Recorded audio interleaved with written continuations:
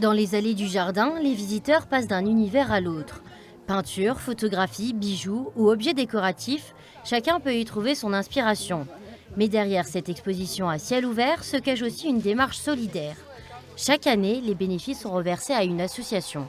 Quand le club peut dégager un petit bénéfice, nous le reversons aux enfants, soit pour la recherche, pour le cancer des enfants, soit pour les hôpitaux. Souvent, ce sont les causes que l'on choisit pour les écoles aussi, pour aider les enfants à participer à un voyage scolaire, quand les parents sont un peu limite, juste un petit peu porte-monnaie juste.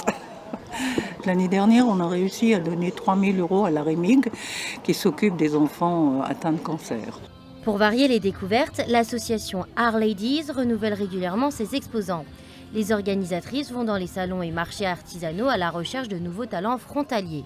Ce qu'on cultive aussi dans l'association, c'est justement de faire connaître des artistes, des artisans et le savoir-faire local. Donc je pense que ça va au-delà de simplement récolter des fonds.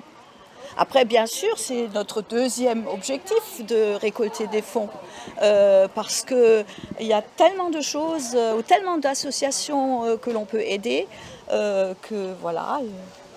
Puis les enfants malades atteints du cancer nous tiennent à cœur. Sur papier, toile ou ardoise, cette passionnée de calligraphie met son savoir-faire au service des mots et de la belle écriture.